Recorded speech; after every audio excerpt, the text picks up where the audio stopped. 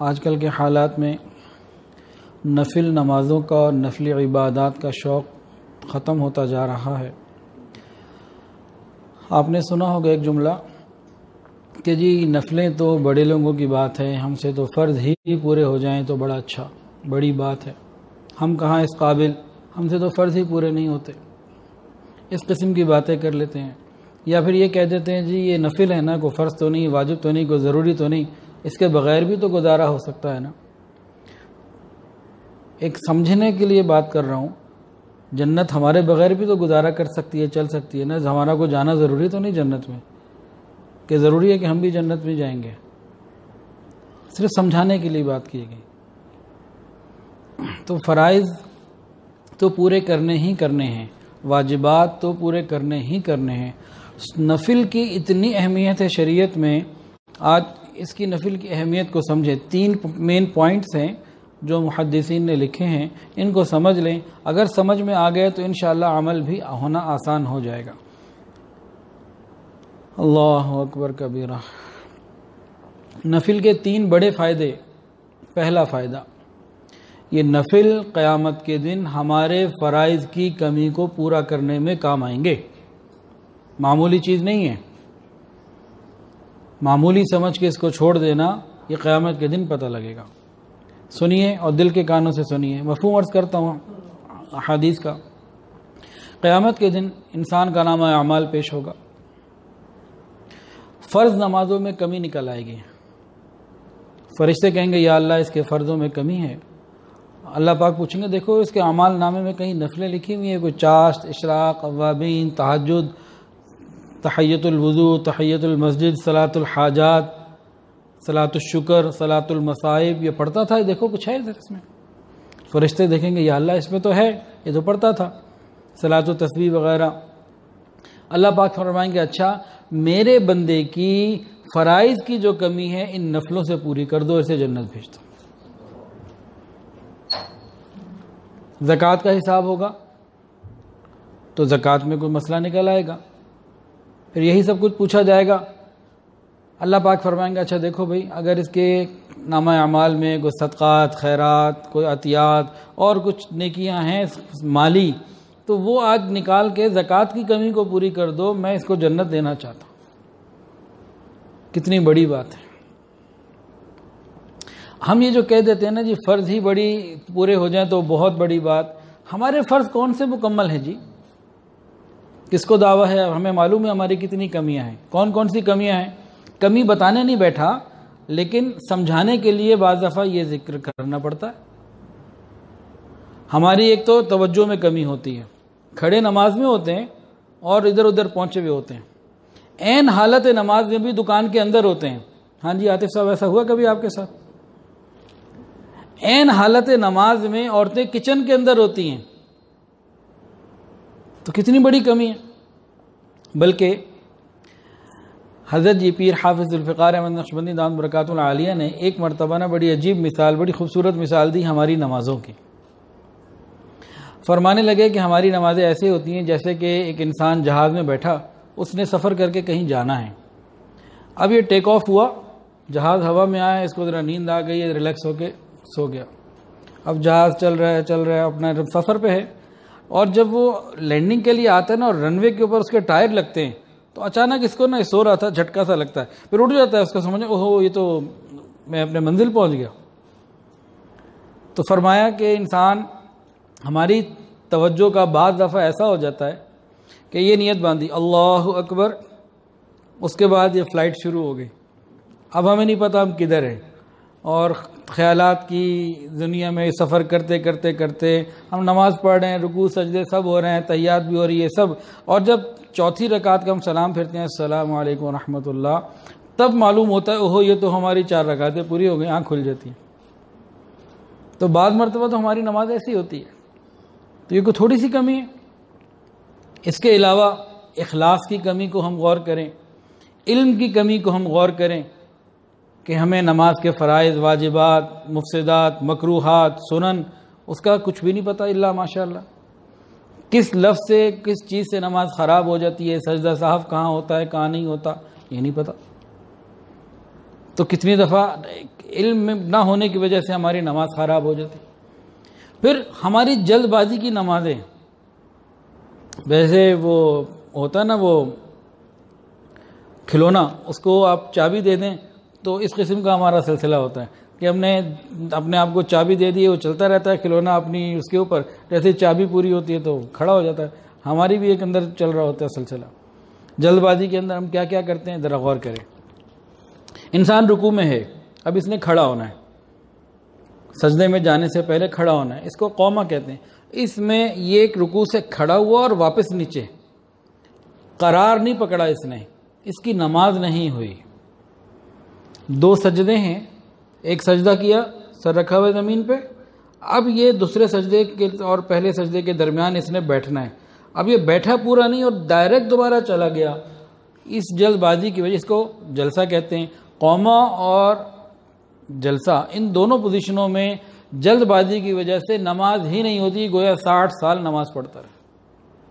یہاں پہ رکنا واجب ہے. اب نماز کھڑی ہوئی ہے، امام صاحب نے سورہ فاتحہ ختم کر رہے ہیں، آگے تلاوت شروع ہو رہی ہے، مسجد میں داخل ہو رہے ہیں، دوڑ لائے کہ کسی طرح پہلی رکعت مل جائے یا جو رکعت چل رہی ہے وہ مل جائے. اس میں کئی دفعہ گڑبڑ ہو جاتی ہے، جلد بازی کی وجہ سے ہماری نماز خراب ہوتی ہے. تو کتنی مرتبہ کم علمی کی وجہ سے ہماری نمازیں خراب ہوتی ہیں. اور کئی وجوہات ہو جاتی ہیں کہ ہماری نماز کبھی قضا ہو گئی، کبھی کوئی مسئلہ پیش آ گیا، کوئی بات ہو گئی، تو نماز میں کوئی نہ کوئی کمی کوتاہی کہ بعض دفعہ آ جاتی ہے. اس کو پورا کریں گے. یہ نفل ہم کیسے کہہ سکتے ہیں کہ نفل کی کیا ضرورت ہے؟ بہت ضرورت ہے نفل کی. یہ قیامت کے دن کام آئے گا. اگر ہم نے نفل پڑھے ہوں گے تو یہ کمی پوری ہو جائے گی، یہ ڈیفیشنسی پوری ہو جائے گی. اگر ہم نے نفل نہیں پڑھے ہوئے ہوں گے تو فرائض کی یہ ڈیفیشنسی کہاں سے پوری کریں گے؟ پھر کیسے کہہ سکتے ہیں کہ نفل کی اہمیت نہیں ہے؟ سمجھ میں آیا کچھ؟ ہم کہہ سکتے ہیں جی نفل کی کیا اہمیت ہے، خیر نفل ہی تو ہے نا. جی یہ نفل ہی ہیں جو ہمارے فرائض کی کمی کو پورا کر کے جنت میں لے جائیں گے انشاءاللہ.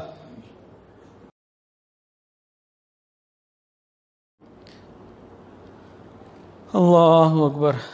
یہ نفل ایسے ہیں جو ہمیں اللہ تعالیٰ کا ایک خاص قرب عطا کرتے ہیں. قرب کی بعض منازل ایسی ہیں جو فرائض اور واجبات سے انسان کو حاصل نہیں ہوتی، اس کے لیے نفل کی ضرورت پڑتی ہے. احادیث میں یہ بات موجود ہے.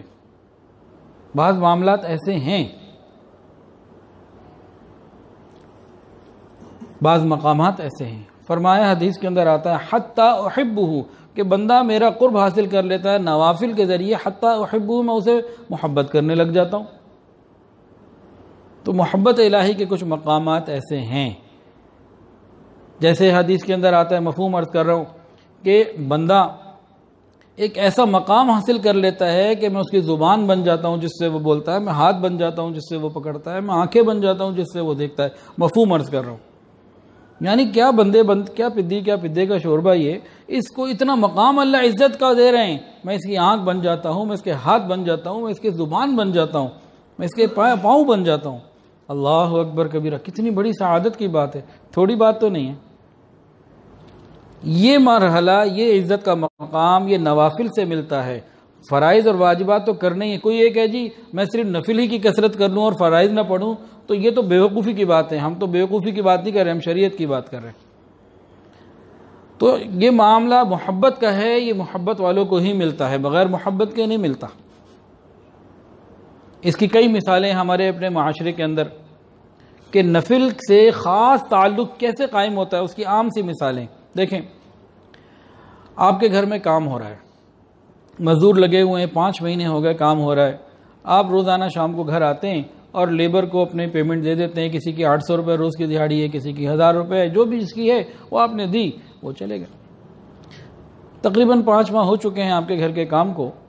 ایک دن آپ گھر آتے ہیں اور اپنے روٹین کے مطابق جس کی جو ڈیلی بنتی ہے اماؤنٹ اس کو دی اور آپ اندر چلے گئے. اندر جانے کے بعد آپ 1 گھنٹے بعد باہر آئے نا، تو دیکھا کہ ایک مزدور ہے، باقی سارے چلے گئے. ایک مزدور ہے، یہ باہر سے سیمنٹ کی بوریاں اٹھا کے اندر رکھ رہا ہے اور اندر یہ ڈھیری لگ گئی، 50 کے قریب بوریاں پڑی ہوئی ہیں. تو وہ اس سے پوچھتا بھائی تم گئے نہیں، کیا بات ہے؟ مزدور کہتا ہے صاحب میں تو پیسے لے کے جا رہا تھا، لیکن جب میں باہر نکلا تو دیکھا کہ ابھی تو یہ سپلائی آئی تھی اور یہ جو ہے وہ سیمنٹ کی 50 بوریاں کوئی چھوڑ کے گیا تھا جس سے ہم مال لیتے ہیں. تو میں نے محسوس کیا باہر بادل ہیں, کچھ ٹھنڈی ٹھنڈی ہوا چل رہی ہے.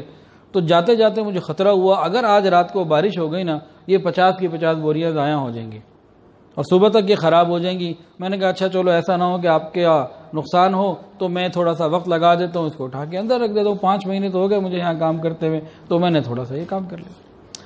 اب دیکھیں, اب یہ بندہ اس سے محبت کرے گا کہ نہیں کرے گا؟ اس سے پوچھ کہے گا بھائی آپ کا نام کیا ہے؟ اپنا نام بھی بتا سکتا ہے, نام بتا دے گا. پھر یہ خوش ہو کے کیا کرے گا؟ ہو سکتا ہے جیب میں ہاتھ ڈالے اور 5,000 روپے نکال کے اس کو انعام دے, بھائی یہ آپ کا انعام. کیوں بھائی انعام؟ 5 مہینے 6 مہینے سے یہ کام کر رہا تھا, روز 800 روپے لے کے جاتا تھا اپنی مزدوری کے. آج اس کو آج بھی یہ آیا, صبح 8 بجے سے شام 5 بجے تک سارا دن یہی کام کیا, کوئی اور کام نہیں کیا. تو سارا دن کام کرنے کے اسے ملے 800 روپے اور 1 گھنٹہ کام کرنے کے ملے 5,000 روپے. پھر اس نے نام بھی پوچھ لیا, بھائی آپ کا نام کیا ہے؟ یہ کیا ہے؟ سمجھیں, اس نے اپنا وقت دیا. جو فرائض اور واجبات پورے کر رہے ہیں یہ تو ذمہ داری پوری کر رہے ہیں, صرف ڈیوٹی پوری کر رہے ہیں. جو نفل ادا کرتے ہیں, ذکر مراقبے میں بیٹھتے ہیں, قرآن کی تلاوت کرتے ہیں, اللہ کی محبت میں بیٹھتے ہیں, یہ اپنا وقت دے رہے ہوتے ہیں. یہ تعلق کچھ اور ہو رہا ہوتا ہے کہ اس نے اپنا وقت دیا. اور غور کریں, اب اگلا دن, اس کو تو آپ نے آج انعام دے دیا, یہ چلا گیا گھر اپنے خوشی خوشی. اگلے دن جب باقی مزدور آئیں گے, مثال 40-50 مزدور کام کر رہے تھے اور آپ صبح جاتے ہوئے مزدوروں کو ایک نظر دیکھ کے جاتے تھے. اب مجھے بتائیں سچی, اس بندے کے اوپر آپ کی جو اب نظر پڑ رہی ہے, کیا وہ پچھلی والی تھی؟ اچھا باقی اور بھی ہیں, کیا باقیوں کے اوپر جو آپ نظر ڈال رہے ہیں اور اس پہ جو ڈال رہے ہیں کوئی فرق ہے کہ نہیں ہے, کہ برابر ہے؟ بتائیں جی ہارون صاحب. بہت فرق ہے. یہ بات سمجھنی ہے. جو نفل کی عبادت بھی فرائض کے ساتھ نفل بھی کر رہا ہے, ذکر مراقبہ بھی کر رہا ہے اور عبادات میں لگا ہوا ہے, اس کے اوپر اللہ رب العزت کی محبت کی کوئی خاص ہی نظر ہوتی ہے, عام نہیں ہوتی. اب اس مزدور کو جب بھی یہ دیکھے گا مالک محبت سے دیکھے گا, ایک اپنائیت محسوس ہوگی.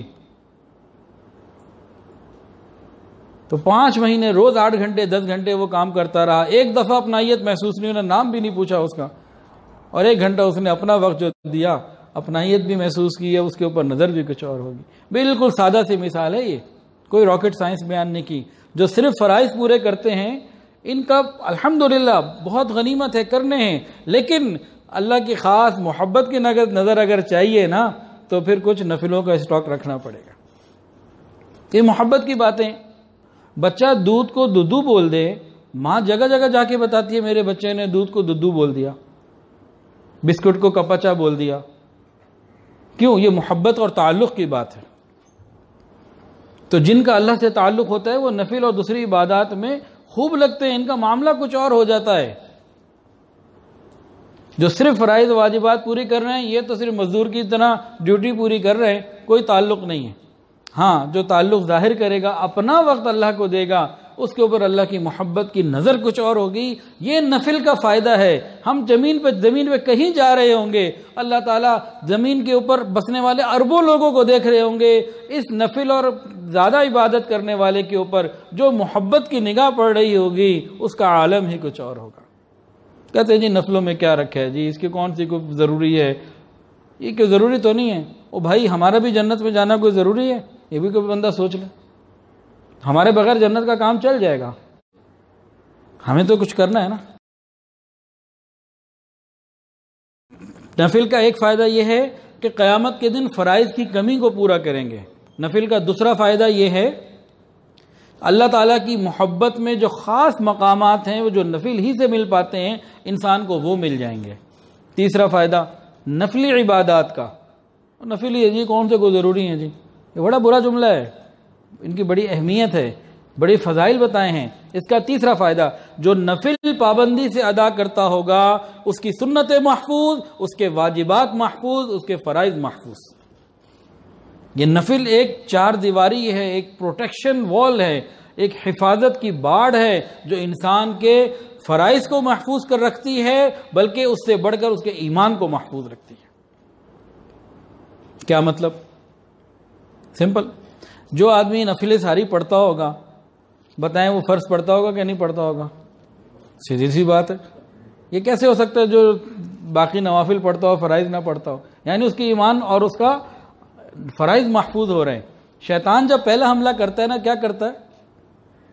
نفل اور ذکر کی اور مراقبے کی اہمیت کو دل سے نکال دیتا ہے۔ اس کو پتا ہے فرض کی اس کے اندر اہمیت ہے، فرض یہ نہیں چھوڑے گا، لیکن چلو نفل سے تو پیچھے کرو۔ انسان نفل کو چھوڑنا شروع کر دیتا ہے، خیر ہے اس کی کیا ضرورت ہے، چھوڑو، نفل چھوڑ دیے۔ اگلے سٹیپ پہ شیطان کیا کرتا ہے؟ جب نفل بندہ چھوڑ ہی دیتا ہے نا، وہ جی سنت کی بھی کیا ضرورت ہے، چھوڑو جی، سنتیں بھی چھوڑ دو۔ پھر انسان کبھی کبھی سنتیں چھوڑنا شروع کر دیتا ہے، آہستہ آہستہ واجب اور فرائض پر لے آتا ہے، انسان کو بالکل بے نمازی بنا دیتا ہے۔ اور پھر جب یہ نماز بھی چھوڑ دیتا ہے تو پھر آخری جو چیز رہ جاتی ہے، جو سب سے زیادہ قیمتی ہمارا ایمان، اس پہ حملے کرتا ہے۔ تو بتائیں آج کے بعد یہ کوئی کہے جی نفلوں کی کیا اہمیت، اس کی کیا ضرورت، تو ہم اس کو پھر زبردست سالڈ جواب دے سکتے ہیں کہ نہیں؟ تو یہ ہم اپنے عمل میں بھی لے کر آئے۔ آج اتنا تو ہم ارادہ کریں، جیسے ظہر کی 12 رکعتیں ہیں، 12 پڑھنی ہے، 10 نہیں پڑھنی، اتنا تو ہم ارادہ کر لیں۔ تہجد اور اوابین، چاشت، وہ بھی نہیں بھی ہم کرتے، اول تو اس پر آئیں، لیکن کم سے کم جو نمازوں کے ساتھ نفل جوڑے ہوئے ہیں وہ تو رکھے نا۔ ہماری نمازوں کی کمی پوری ہوگی، قیامت کے دن اگر ہماری نماز میں کمی نکل آئی، کہاں سے پوری کریں گے بھی بتائیں؟ نفل چاہیے ہوں گے، نفلی روزے بھی چاہیے ہوں گے، رمضان کے روزوں کی کمی کے لیے، زکوٰۃ کی کمی کے لیے صدقات خیرات کی ضرورت پڑے گی، تو ہم اس کے لیے محنت کریں۔ مغرب کی کتنی پڑھیں گے؟ عصر کی 4 فرض ہیں، بھئی 4 سنتیں ہمیشہ نہ چھوڑیں، کبھی چھوڑ دی کبھی پڑھ لی، اس طرح سے چلو کر لیں۔ مغرب کی 7 پڑھیں، 5 نہ پڑھیں۔ اور عشاء کی بھئی نہیں 17 نہیں ہے تو بھاگ جائیں گے سارے، آئندہ اگلی بزرگ تھے کوئی بھی نہیں ہونا کہ مولوی صاحب کہتے ہیں 17 پڑھو، ایسے 9 کوئی نہیں پڑھتا۔ بھائی جو 9 پڑھتا ہے وہ 11 پر آ جائے، جو 11 پڑھتا ہے وہ 13 پر آ جائے، تھوڑا سا اپ گریڈ کر لیں۔ اکٹھی 9 سے 17 پہ چھلانگ لگائی تو بھاگ جائیں گے سارے، تو آہستہ آہستہ اوپر آ جائے۔ جو 17 پڑھ رہا ہے، آپ ماشاءاللہ 17 پڑھتے ہوں گے تو بھئی آپ تہجد بھی شروع کر دیں۔ تو ہم اپنے آپ کو اوپر لانے کی کوشش کریں، نفلوں کا کوئی سٹاک رکھیں، قیامت کے دن کام آئے گا۔ تو 3 بنیادی پوائنٹس آپ کے سامنے آ گئے۔ اچھا ایک اور اس میں نا جو حدیث آئی تھی اس میں بھی بڑا ایک بڑا نقطہ ہے، یہ جو بتایا نا محبت والے پوائنٹ میں یہ بات رہ گئی تھی کہ میں اس کی آنکھ بن جاتا ہوں، اس کے کان بن جاتا ہوں، زبان بن جاتا ہوں، ہاتھ بن جاتا ہوں، اس طرح کے مختلف اعضاء کا ذکر جو فرمایا، کیا مطلب؟ بہت خوبصورت مطلب، علماء نے بڑی، اللہ جزائے خیر دے علماء کرام کو، بہت کھول کے رکھ دیا ساری چیز کو۔ فرمایا یہ جو اللہ کہہ رہے ہیں نا تو کہ میں تمہارے ہاتھ پاؤں اور یہ بن جاتا ہوں، اعضاء بن جاتا ہوں، اس سے کیا مراد ہے؟ تو انہوں نے بتایا کہ دیکھو بھئی ان اعضاء سے ہم اپنے کاموں میں مدد لیتے ہیں، کوئی چیز پکڑنی ہے، دینی ہے، کہیں آنا جانا ہے، کوئی بھی اپنے ہم کام ہے تو انہی اعضاء سے، کہیں آنا جانا ہے تو ان اعضاء سے ہم کام لیتے ہیں۔ یہ اعضاء ہمارے کاموں میں ہمارے مددگار ہوتے ہیں۔ اگر کسی کا خدا نہ خواستہ ہاتھ نہ ہو، کھانا کیسے کھائے گا؟ پریشانی آ گئی، دوسرا بھی نہ ہو تو اب کوئی اور کھلائے، کیا کرے؟ تو ان اعضاء سے ہم کام لے رہے ہوتے ہیں مختلف۔ یہ جو بتایا کہ میں اعضاء بن جاتا ہوں، مطلب یہ کہ تمہارے کاموں میں تمہارا معین اور مددگار بن جاتا ہوں۔ کتنی خوبصورت بات ہے۔ اگر ہم نفلوں کی پابندی رکھیں گے، اللہ ہمارے مددگار ہوں گے، بتائیں پھر ہمیں دنیا کی پریشانی تو کوئی نہیں رہے گی جب اللہ ہی ہمارا مددگار ہو۔ ایک پوائنٹ۔ دوسرا پوائنٹ اس کے اندر وہ بھی بڑا خوبصورت، سبحان اللہ، وہ کیا ہے جی؟ ہم ان اعضاء سے اپنی حفاظت کا بھی کام لیتے ہیں۔ کوئی خطرے والی چیز ہو، کوئی نقصان دہ چیز ہو تو ہم ان چیزوں کو استعمال کر کے اپنی حفاظت بھی کرتے ہیں۔ ایسا ہوتا ہے کہ نہیں ہوتا؟ تو اللہ تعالیٰ فرما رہے ہیں تمہارے اعضاء جو بن جاتا ہوں، کیا مطلب؟ کہ میں تمہارے حفاظت کروں گا، تمہاری حفاظت ہوگی۔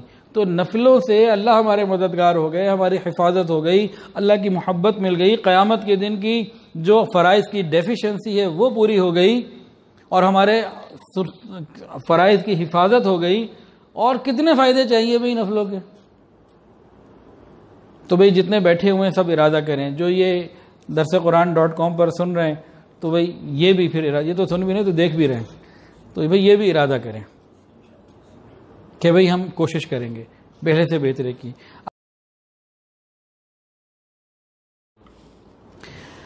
نبی علیہ السلام نے فرمایا کہ جو شخص صبح کی نماز پڑھ لے، یعنی فجر کی نماز پڑھ لے، اس کے بعد ذکر میں بیٹھا رہے، عبادت میں، تلاوت میں، نیکی میں، اور جب سورج نکلنے کے 20 منٹ بعد تقریباً اشراق کی نماز پڑھ لے، تو اس کے لیے بتایا کہ اس کو ایک مقبول حج اور عمرے کا ثواب ملے گا۔ یہ حدیث ہے۔ ابھی کتنے لوگ روزانہ حج پہ جا رہے ہیں، ماشاءاللہ لاکھوں روپے خرچ کر کے جا رہے ہیں، تو روز گھر بیٹھے بھی یہ مل سکتا ہے۔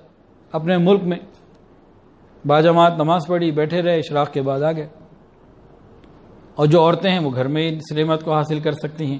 تو انسان اس کی فکر کرے، یہ چھوٹی سا عادت تو نہیں ہے، لاکھوں روپے جس پہ لگتے ہیں وہ اللہ 2 رکعت پہ دے رہے ہیں۔ اچھا جی، ایک اور سنیے، بہقی و ترغیب کی روایت ہے، حضرت ابو امامہ رضی اللہ تعالیٰ عنہ سے روایت ہے، نبی علیہ السلام نے ارشاد فرمایا، جو شخص یہ اشراق کی نماز پڑھے، جہنم کی آگ اس کی کھال کو نہیں چھوئے گی۔ اب کہیں جی نفل کا کیا فائدہ؟ اچھا جی، اور سنیے، اشراق کا فائدہ ایک اور ہی حدیث میں لکھا ہے، ابو یعلا اور ترغیب کی روایت ہے کہ وہ شخص گناہ سے ایسا نکل جائے گا جیسے اس کی ماں نے اسے آج ہی جنا ہو۔ کتنی بڑی بات ہے۔ اور ایک حدیث کے اندر آتا ہے کہ فجر کی نماز سے لے کے طلوع تک اور عصر کی نماز سے لے کے غروب تک جو انسان عبادت و ذکر میں لگا رہے، 4 غلاموں کو اسماعیل علیہ السلام کی قوم کے، ان کی نسلوں کے 4 غلاموں کو آزاد کرنے سے زیادہ یہ فضیلت رکھتا۔ ابھی بقرعید کے لیے جانور خریدنا ہے، تو جانور بھی کتنے کا آتا ہے، تو غلام کتنے کا آئے گا؟ اگر آج وہ معاملہ ہوتا تو اس زمانے میں بھی جانور سے تو قیمتی ہی ہوتا نا، تو 4 غلام آزاد کرنے سے زیادہ ثواب اس پر ہے۔ ایک اور حدیث کے اندر آتا ہے کہ جس نے اشراق کی نماز پڑھ لی اور نماز فجر اور عشاء کے درمیان سوائے خیر کے اور کوئی بات نہ کی، اس کے سارے گناہ معاف ہو جائیں گے، گو کہ اس کے گناہ سمندر کے جھاگ کے برابر ہی کیوں نہ ہو۔ اتنی بڑی نعمتیں ہیں۔ تاہم صغیرہ گناہ کبیرہ توبہ سے معاف ہوتے ہیں۔ تو یہ کون سی نماز تھی جی؟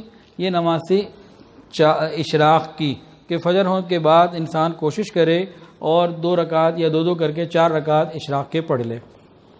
اس کے بعد ایک اور نماز ہے، اس کو کہتے ہیں چاشت۔ چاشت کی نماز، اس جتنے لوگ بھی پریشان ہیں نا رزق کی کمی سے، مالی تنگی سے، وہ چاشت پابندی سے شروع کریں، 9-10 بجے 2 کر کے 4 رکعت یا 6 رکعت پابندی بنا لیں۔ دیکھیں اللہ کیسی برکتیں عطا فرماتے ہیں۔ یہ مشائخ کی بتائی بھی پکی بات ہے، عمل کر کے دیکھیں۔ جو کاروباری یا معاملات میں پیسوں کے حساب سے تنگی ہے نا، چاشت کو اپنا عمل پکا کر لیں۔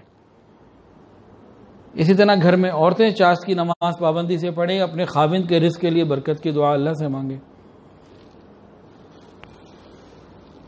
اکثر اوقات لوگ پوچھتے ہیں رزق کی کمی کے لیے کوئی وظیفہ، کوئی بات، عورتیں زیادہ پوچھتی ہیں۔ ان کو کوئی بات بتاؤ نا کہ بھئی ہر نماز کے بعد یہ پڑھ لیں یا یوں کر لیں، اور اپنے ہسبینڈ کو کہیں۔ عام طور سے وہ یہ کہتی ہیں جی انہوں نے کچھ نہیں کرنا، ہمیں بتائے ہم نے کرنا ہے۔ تو یہ بات غلط ہے بھئی، پھر جنت میں وہی چلی جائیں گی، آپ تو نہیں جائیں گے۔ تو خود بھی آنا پڑے گا، مردوں کو بھی عمل پہ آنا پڑے گا، کہ ساری ڈیوٹی عورتوں کی لگا دی، ایسا نہیں ہوگا۔ کچھ اعمال ہیں، مغرب کے بعد سورہ واقعہ ہے، خود پڑھنی ہوگی۔ اس طرح چاشت کی نماز یہ 9-10 بجے 11 بجے کے قریب ہے، زوال سے پہلے جب ذرا گرمی سی شروع ہونے لگتی ہے۔ تو علماء نے لکھا کبھی آپ نے 2 رکعت پڑھی، کبھی 4 پڑھی، 12 تک پڑھی ہیں، 2، 4، 6، 8 اور 12، یہ مختلف روایات ہیں۔ تو اس کا بھی ہم اہتمام کرنے کی کوشش کریں جہاں تک ممکن ہو۔ یہ فرائض اور واجبات نہیں ہیں، لیکن یہ جتنا بہتر ہو ہم اس کو کوشش کیا کریں کہ کر لیں۔ چاشت کی نماز کی فضیلت کیا ہے؟ فرمایا جو چاشت کی 2 رکعت پر پابندی کرے گا اس کے گناہ معاف ہو جائیں گے، اگرچہ سمندر کی جھاگ کے برابر ہو۔ فرمایا کہ جو چاشت کی نماز کے لیے نکلے اور پھر رکے پڑھ لے، اس کو عمرہ کرنے کا ثواب اللہ عطا فرمائیں گے۔ اور ایک اور حدیث سنیے، فرمایا جو چاشت کی 2 رکعت نفل روز پڑھے گا یہ غافلین میں سے شمار نہیں ہوگا۔ اللہ فرماتے نا وَلَا تَكُن مِّنَ الْغَافِلِينَ، قرآن کے اندر غافلوں میں سے نہ ہونا، تو چاشت کی نماز پڑھنے والا یہ غافلین میں سے نہیں رہ سکتا۔ 2 رکعت جس نے پڑھی، جو 4 رکعت پڑھے گا وہ عابدین کی جماعت میں شامل ہوگا، اور جو 6 رکعت پڑھے گا اس کے لیے کفایت ہوگی، اور جو 8 رکعت چاشت کی پابندی کرے گا وہ قانتین میں لکھا جائے گا۔ کس میں؟ قانتین میں۔ یہ ایک بہت بڑا درجہ ہے عبادت گزاروں کا۔ ان ابراہیم کان امہ قانتا للہ حنیفہ، ابراہیم علیہ السلام کو یہ مقام اللہ نے عطا فرمایا، تو قانتین لوگوں میں اس کا شمار ہوگا 8 رکعت پڑھنے کے لیے، اور جو 12 رکعت پڑھے گا اس کے لیے جنت میں گھر بنا دیا جائے گا۔ ایک حدیث کے اندر آتا ہے جو چاشت کی 12 رکعت پڑھے گا اس کے لیے جنت میں سونے کا محل بنایا جائے گا۔ یہاں تو 200 گز کا گھر بنانا ہو نا، سونے کا نہیں، مٹی کارے کا زندگیاں گزر جاتی ہیں، تو وہاں اللہ اپنی شان کے مطابق سونے کا عطا فرمائیں گے۔ تو کبھی زندگی میں ہم 12 رکعت بھی چاشت پڑھ لیں، چلو روز نہ صحیح، روز 2 4 کر کے پڑھ لیں، تو کچھ اس لیے تیاری کریں اللہ سے۔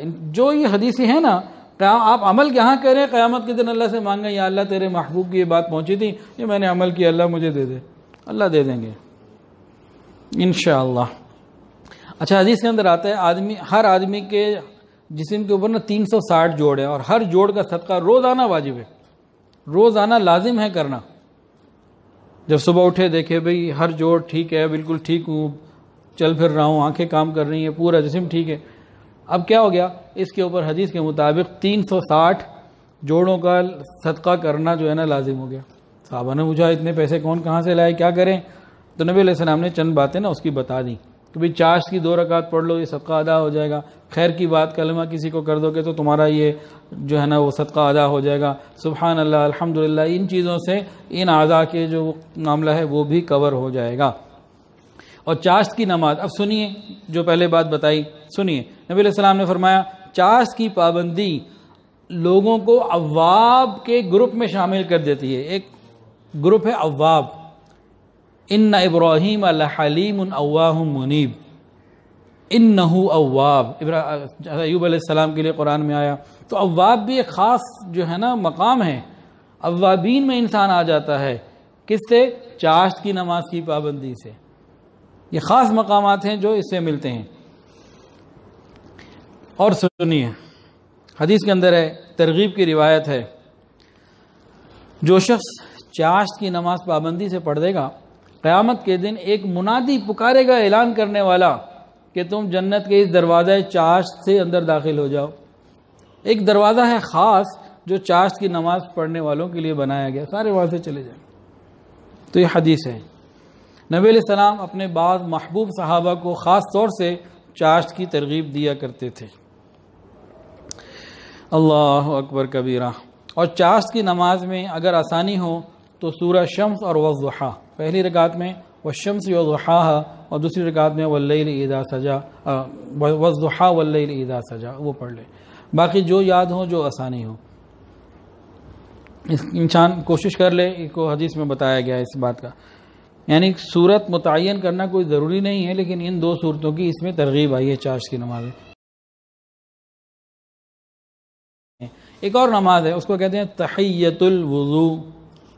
یہ کیا ہے کہ جب انسان وضو کر لے تو 2 رکعت نفل تحیۃ الوضو کے پڑھ لے۔ سیدنا بلال رضی اللہ تعالیٰ عنہ سے نبی علیہ السلام نے پوچھا تھا، اے بلال، کیا بات ہے کہ جنت میں تمہارے چلنے کی میں آواز سنتا ہوں، ایسا کون سا عمل ہے اسلام لانے کے بعد جس پر تمہیں گمان ہو کہ تمہیں یہ نعمت ملی ہو؟ انہوں نے کہا ایسا تو اور کوئی عمل نہیں ہے، لیکن اتنا ہے کہ جب وضو ٹوٹ جاتا ہے تو فوراً وضو کر لیتا ہوں اور 2 رکعت تحیۃ الوضو پڑھتا ہوں۔ نبی علیہ السلام نے ان کی بات کی تائید فرمائی۔ آپ کا یہ تائید فرمانا، بس یہ علماء نے اس کو لکھ دیا کہ تحیۃ الوضو کا انعام ہے ان کے لیے، تو ہم بھی کوشش کر لیں جب وضو کریں بھئی 2 رکعت نفل تحیۃ الوضو پڑھ لیں۔ اور تحیۃ الوضو کے بارے میں ایک اور مستقل مستند حدیث سنیے نبی علیہ السلام نے فرمایا، جو شخص اچھی طرح وضو کرے، سنت اور مستحب کی رعایت کے ساتھ، پھر 2 رکعت پڑھے جس میں سہو نہ ہو، توجہ کے ساتھ پڑھے، اس کے پچھلے سارے گناہ معاف کر دیے جاتے ہیں۔ وضو توجہ سے کیسے کرے؟ ہمارا وضو، بہت سے لوگ پوچھتے ہیں کہ ہماری نماز میں توجہ نہیں ہے، کیا کریں؟ تو اس کا ایک الگ تفصیلی ٹاپک ہے۔ اچھی نماز کے لیے اچھا وضو ضروری ہے۔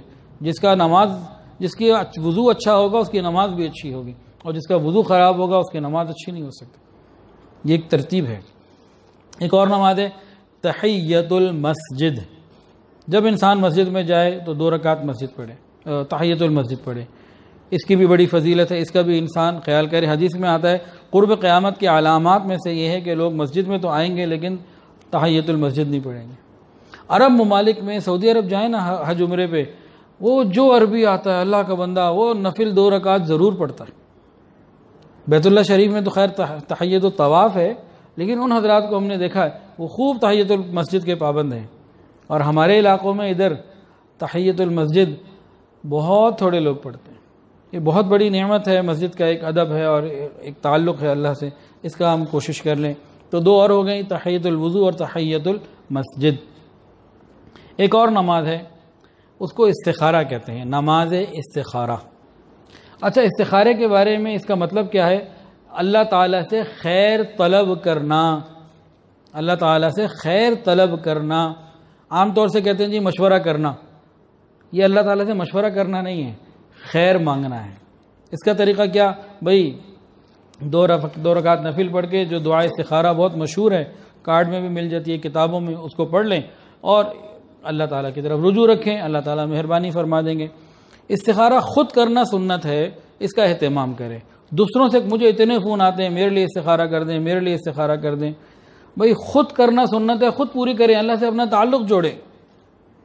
کروانا جائز ہے، منع نہیں ہے، لیکن میں کسی کے لیے استخارہ کروں، مجھے اس کی ڈیٹیل کا پورا نہیں معلوم، نہ اس طرح دل لگ سکتا، کیسے؟ انسان خود اپنے رب سے اپنے تعلق کو جوڑے، اور استخارہ کرنے کے بعد کوئی خواب نظر آنا ضروری نہیں، 1 دن کر لے، 3 دن کر لے، 7 دن انسان استخارہ کر سکتا ہے، استخارہ کر لے، اس کے بعد جدھر اللہ دل کو مائل کر دیں بس وہ استخارہ خیر ہی خیر ہوگی، انشاءاللہ پھر پریشانی نہیں ہوگی۔ تو استخارہ بھی ہم اللہ تعالیٰ سے مانگیں، اس کی فکر کریں، ہر عمل کے لیے کرنے کی کوشش کریں۔ تو استخارہ یہ بھی نفل عبادت ہے اور قرب الہی۔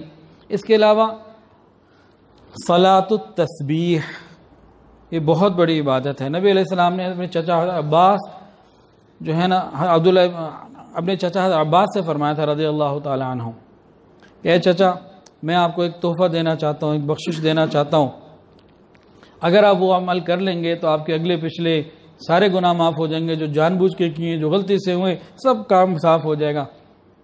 چچا روز پڑھ لیا کرو، روز نہیں تو ہر جمعے کو پڑھ لیں، ہر جمعے کو نہیں تو مہینے میں 1 دفعہ پڑھ لیں، مہینے میں نہیں تو سال میں 1 دفعہ پڑھ لیں، نہیں تو کم از کم زندگی میں تو 1 دفعہ پڑھ لیں۔ صلاۃ التسبیح، اس میں کیا ہوتا ہے؟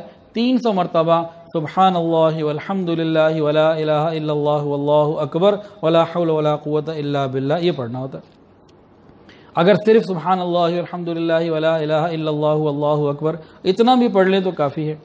ہر رکعت میں 75 دفعہ پڑھنا ہوتا ہے، طریقہ اس کا عام معلوم ہے اور سب مل جاتا ہے، اس کا ہم ارادہ کریں، چھوٹی بات تو نہیں ہے۔ کچھ دن پہلے ایک صاحب، میں ابھی گیا، یہی بیان نا میں نے کراچی میں کیا، عادل بھائی کراچی سے آئے ہوئے ہیں، تو وہاں ایک مسجد ہے بانکی مسجد، وہاں میں نے بیان کیا یہ نفل کے اوپر۔ تو اس کے بعد کہیں شادی میں جانا تھا، ماموں کے بیٹے کا نکاح پڑھانا تھا، تو میں چل پڑا۔ تو وہاں سے نا مسجد کے امام صاحب پیچھے پیچھے ساتھ آ رہے تھے گاڑی تک چھوڑنے کے لیے، تو مجھے کہنے لگے جی آج آپ نے بڑا چھوٹا بیان کیا اور لوگ جو ہے نا وہ کہہ رہے ہیں بیان زیادہ ہونا چاہیے تھا، آپ نے جلدی آپ مصروفیت تھی۔ میں نے نا بس اللہ مجھے معاف فرمائے، میں نے کہا ان سے کہ پہلے اس پر عمل کر لیں، پھر اگلی بات بعد میں کریں گے، اللہ تعالیٰ مجھے معاف۔ میں نے بڑا برا جملہ بولا، تو کہنے لگے وہ مولانا عمار صاحب کہنے لگے جی جن صاحب نے کہا ہے نا وہ روزانہ آتے ہیں اذان سے پہلے اور عشاء پڑھ کے جاتے ہیں، اور ہر جمعے کو صلاۃ التسبیح پڑھتے ہیں، اور ان کی صلاۃ التسبیح تقریباً 2.5 گھنٹے میں پوری ہوتی ہے۔ میں نے کہا اچھا ابھی ان کو یہ نہ کہیں، اور مجھے غلطی کے اوپر فوری طور پہ جو ہے نا وہ متنبہ بھی کر دیا گیا ہے، بس میں معافی مانگتا ہوں اللہ تعالیٰ سے، اور انشاءاللہ آئندہ ملاقات ہوگی، ان کو میرا سلام آپ کہہ دیں۔ اب یہ جملہ آپ نے کسی کو نہیں بولنا، بس وہ غلطی ہو جاتی ہے۔ تو ایسے ایسے لوگ بھی آج جو صلاۃ التسبیح 2.5 گھنٹے میں پوری کرتے ہیں ابھی زندہ ہیں۔ اچھا ایک بات، صلاۃ التسبیح کی جماعت ہونی چاہیے کہ نہیں؟ بھئی امام اعظم امام حنیفہ رحمۃ اللہ علیہ نے نفل نماز کی جماعت کو مکروہ لکھا ہے، مکروہ تحریمی منع کیا گیا۔ کہتے ہیں جی اور کسی کو پڑھنے آتی نہیں، بھئی صلاۃ التسبیح میں جو کلمہ پڑھنا ہے وہ کوئی مشکل چیز ہے؟ سبحان اللہ، الحمدللہ، اللہ اکبر، لا الہ الا اللہ، یہ کس کو نہیں آتا؟ جس کو ثنا آتی ہے، جس کو دعا قنوت آتی ہے، جس کو اتحیات آتی ہے، جس کو درود شریف کا معلوم ہے، جس کو دعائیں رب جلنی آتی ہے، جس کو پوری نماز آتی ہو، اس کو سبحان اللہ، الحمدللہ، اللہ اکبر، لا الہ الا اللہ نہیں آتا ہوگا؟ اچھا اگر نہیں آتا تو سکھا دیں اس کو، نہیں آتا تو اس کو تھوڑا وقت لگا کے سکھا دیں، لیکن اس کو کہیں بھائی خود پڑھو، یہ نفل اعمال اللہ تعالیٰ سے تیرا اپنے ذات کی بات ہے، یہ اجتماعی نہیں ہوگا، تو اس کو سکھا دینا چاہیے محبت کے ساتھ۔ تو صلاۃ التسبیح یہ بھی ایک نفل عبادت ہے، اس کے لیے بھی انسان فکر مند ہو اور کوشش کرے، اللہ تعالیٰ انشاءاللہ مہربانی فرما دیں گے۔ اس کے علاوہ ہے صلاۃ التوبہ، یہ بھی نفل عبادت ہے۔ حدیث کے اندر آتا ہے کہ نبی علیہ السلام کو فرماتے سنا کہ کسی آدمی سے کوئی گناہ ہو جائے، پھر وضو کرے اور نماز پڑھے اور اللہ تعالیٰ سے توبہ کرے تو اللہ تعالیٰ اس کو معاف فرما دیتے ہیں۔ کوئی غلطی ہو جائے، کوتاہی ہو جائے، 2 نفل پڑھ کے انسان اللہ تعالیٰ سے توبہ کر لے تو صلاۃ التوبہ یہ بھی نفل ہے اور یہ بھی ثابت ہے۔ ایک اور ہے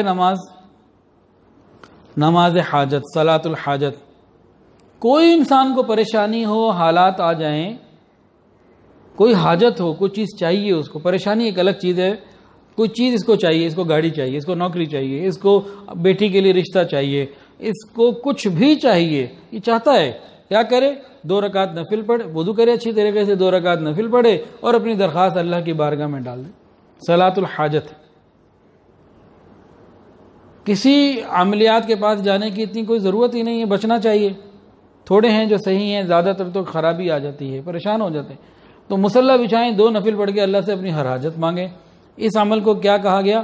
صلاۃ الحاجہ۔ اور قرآن میں ہے یا ایھا الذین آمنوا استعینوا بالصبر والصلاۃ، مدد حاصل کرو صبر اور نماز سے، تو یہ ایک طریقہ ہے مدد حاصل کرنے کا، ہم اس کو بھول گئے۔ جس سے بھی کہو، کتنے لوگوں کے فون آتے ہیں، حضرت اس کام کے لیے کوئی وظیفہ دے دیں، اس کام کے لیے کوئی وظیفہ دے دیں، اس کام کے لیے کوئی وظیفہ دے دیں، اس کام کے لیے کوئی وظیفہ دے دیں، دن رات اتنے واٹس ایپ آتے ہیں، ہر کام کے لیے ان کو وظیفہ چاہیے۔ ان عورتوں کو کہہ دو نا، اکثر کو تو چاہیے تھا شوہر کو قابو کرنے کے لیے کہ جی پہاڑ پہ چڑھ کے یہ پڑھنا ہوگا تو یہ پہاڑ پہ بھی چڑھ جائیں گے، چلو شوہر تو قابو آئے۔ ان کو کہو بھائی 2 نفل پڑھ کے صلاۃ الحاجت اللہ کے سامنے اپنی بات رکھو، دعا سے بڑا کوئی وظیفہ نہیں ہے۔ دعاؤں میں ان سے کہو جی 24 منٹ 24 گھنٹے میں دعا مانگ لو تو وہ نہیں پڑھی جاتی، مانگی جاتی۔ ہم جتنے یہاں بیٹھے ہیں، ابھی 7 بجنے میں 9 منٹ ہیں، کل رات اس ٹائم سے آج 24 گھنٹے میں کیا ہم میں سے کسی نے 24 منٹ دعا مانگی ہے؟ ہم نے دعاؤں کو چھوڑ دیا۔ 2 رکعت صلاۃ الحاجت پڑھیں، پھر مانگے دعائیں، رکھیں اللہ کے سامنے حاجت۔ کون سی حاجت ہے جو پوری نہیں ہوگی؟ کریں تو صحیح، وہ نہیں کرنا، بس کو وظیفہ بتا دیں کہ بس میں چلتے پھرتے وہ کر لوں، اس سے میرا کام ہو جائے، جو نبی نے بتایا ہے اس کی طرف ہماری جان، اس سے جان جاتی ہے۔ اس سے بڑا وظیفہ کوئی نہیں ہے اپنی حاجت پوری کرنے کے لیے، جو نبی علیہ السلام نے کیا، جو صحابہ نے کیا۔ ابھی میں کوئی بتا دوں نا ایک خاص قسم کی کوئی چیز، فلاں کلمہ آپ 12,000 دفعہ روز پڑھیں، اس کے بڑے فائدے ہیں، تو بڑی آپ کے اندر اہمیت پیدا ہوگی۔ لو جی آج تو ہم بڑے کام کی بات پوچھ کر آئے، آج تو اندر کی کوئی بات۔ اب کسی کو کوئی بات بتاؤ جی یہ تو پرانی بات ہے، کوئی ذرا اور کوئی خاص چیز بتائیں۔ ارے بھائی نبی کے طریقے سے زیادہ خاص کیا ہے ہمارے لیے؟ کئی دفعہ ایسا سامنا ہوتا ہے کہ جی یہ تو ہمیں معلوم ہے، کوئی خاص چیز بتائیں۔ صلاۃ الحاجت تو معلوم ہے، کوئی خاص بتائیں۔ خدا کے بندے نبی کے عمل سے زیادہ خاص اب کیا بتاؤں؟ ہمارے لیے یہ خاص نہیں رہا۔ انا للہ و انا الیہ راجعون، یہ شرم کا مقام ہے ہمارے لیے، ڈوب مرنے کا مقام ہے۔ ان کو کوئی سنت عمل بتا دو، کہتے ہیں کوئی خاص چیز بتائیں۔ کئی دفعہ ایسا ہوا ہے۔ تو صلاۃ الحاجت اس سے بڑا وظیفہ کوئی نہیں ہے۔ 2 نفل پڑھ کے اس کے بعد اللہ کے سامنے مانگے نا۔ 24 منٹ کوئی حدیث میں نہیں آیا، میں نے ویسی بات کی ہے کہ 24 گھنٹے میں 24 منٹ ہی ہم دعا کر لیں، اللہ سے مانگیں۔ تو دیکھیں کون سی ضرورت اور خواہش پوری نہیں ہوتی، لیکن ہم سے یہ نہیں ہوتا۔ اور کوئی وظیفہ دے دو، میں وظیفوں کا مخالف نہیں ہوں، لیکن جو اصل چیز ہے اس پر ہم رہیں، یہ بات ہے۔ خاص اصل ہمارے لیے یہی ہے۔ اچھا جی، ایک اور بات ہے صلاۃ المصائب والحوادث۔ صلاۃ المصائب یہ کیا ہے جی؟ صلاۃ الحاجت الگ چیز ہے، صلاۃ المصائب الگ چیز ہے۔ حدیث سنی ابو داؤد کی حدیث ہے، فرمایا کہ حدیث میں جب نبی علیہ السلام کو کوئی مصیبت، کوئی پریشانی، کوئی تنگی تکلیف پیش آتی تو نماز کی طرف متوجہ ہو جاتے ہیں۔ ہم میں سے کتنے ہیں جو تنگیوں میں نماز، ہم تو فرائض چھوڑ دیتے ہیں، نفل میں اور زیادہ لگنا تو دور کی بات، ہم سے تو فرض نہیں ہوتے، ہم وہ بھی چھوڑ دیتے ہیں۔ تو اس کو بھی سمجھیں، نماز الحاجت، صلاۃ الحاجت، اور یہ تقریباً قریب کا معاملہ ہو گیا، تاہم اس کو علماء نے الگ الگ ذکر کیا ہے۔ وہ حاجت مانگنے کے لیے ہے اور یہ مصائب اور پریشانیوں کو دور کرنے کے لیے ہے، طریقہ ایک ہی ہے۔ ایک اور ہے جی صلاۃ الشکر، کوئی نعمت ملے، کوئی خوشی ملے، فوراً 2 رکعت نفل پڑھ کے اللہ کا شکر ادا کریں، پھر دیکھیں کیسے نعمتیں ملتی ہیں۔ ایک حدیث کے اندر آتا ہے کہ جس وقت نبی علیہ السلام کو ابو جہل کے قتل کی خبر آئی تو آپ نے 2 رکعت نماز بطور شکریہ پڑھی۔ تو خوشی کے موقع کے اوپر بھی ہم کوئی نہ کوئی عبادت ہی کا ذریعہ کریں، ایسے نہیں کہ 14 اگست کا دن ہے، اب خوشی میں ہم اتنے پاگل ہیں کہ اللہ کو بھول گئے، رسول کو بھول گئے، جس مقصد کے لیے ملک حاصل کیا گیا تھا وہ بھی بھول گئے۔